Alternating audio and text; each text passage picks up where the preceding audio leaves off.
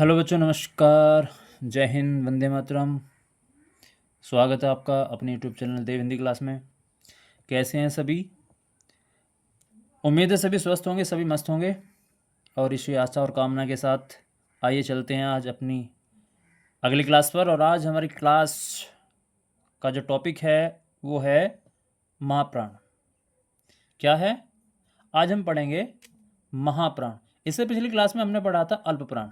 ठीक है, आज हम पढ़ेंगे महाप्राण।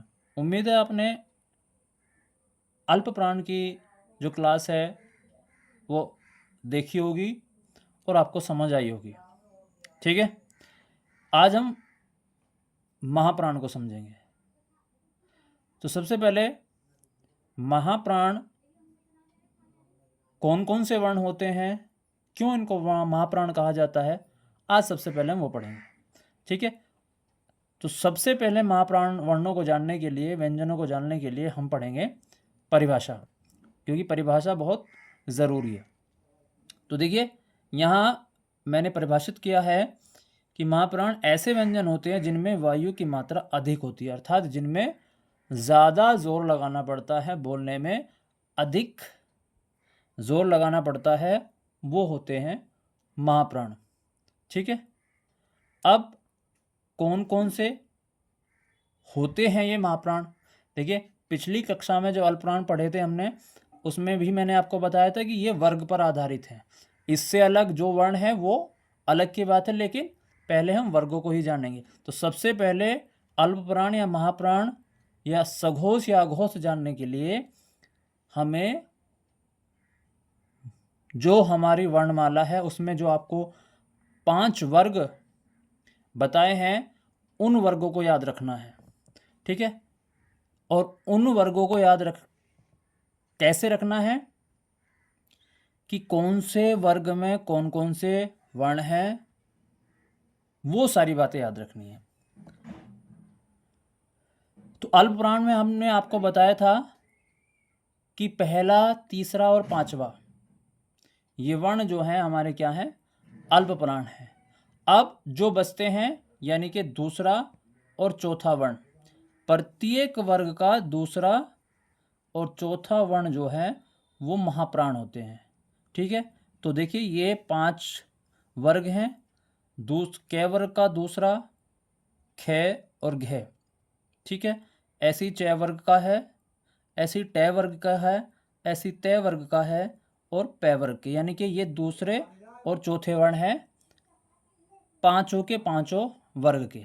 ठीक है, अब इसके अतिरिक्त और कौन से महाप्राण होते हैं वो देख लीजिएगा। इन दूसरे चौथे वर्णों के अतिरिक्त जो है वो महाप्राण जो होते हैं वो ऊष्म व्यंजन होते हैं। कौन से? ऊष्म व्यंजन। ठीक है, मैंने जब आपको वर्ण चैप्टर पढ़ाया था तो वहाँ मैंने सारे व्यंजनों के बारे में चर्चा की थी, वहाँ सारे व्यंजन बताए थे, तो आप उस क्लास को देख सकते हैं। ऊष्म व्यंजन जिनकी संख्या 4 होती है, जैसे कि मैंने यहाँ लिख भी दिया है कि ऊष्म व्यंजन ये 4 जो हैं ऊष्म व्यंजन है, और इन्हें भी हम महाप्राण के अंतर्गत ही पढ़ते हैं। ठीक है, तो समझ आया क्या कि प्रत्येक वर्ग का दूसरा और चौथा वर्ण जो है वो महाप्राण होता है, और उसके अलावा जो है ऊष्म व्यंजन भी हमारे क्या होते हैं, महाप्राण होते हैं। ठीक है, तो आपको इसी तरीके से याद रखना है, परिभाषा याद रखनी है, वर्ग याद रखना है।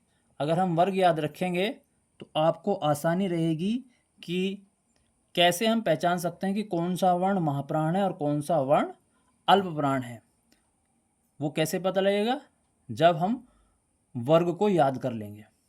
ठीक है, और उसमें पता लगा लेंगे कि कौन सा वर्ग में कितने वर्ण हैं और कौन सा वर्ण जो है कौन से वर्ग के कौन से नंबर पे है, यानी कि प्रथम वर्ण कौन सा है, द्वितीय कौन सा है, तृतीय कौन सा है, चतुर्थ कौन सा है, पंचम कौन सा है। ये सारी बातें आपको याद रखनी है। ठीक है, तो उम्मीद है महाप्राण आपको समझ आया होगा। अगर वीडियो अच्छी लगी हो तो वीडियो को लाइक करें, चैनल सब्सक्राइब करें और शेयर करें, और एक कमेंट भी ज़रूर करें। राधे राधे।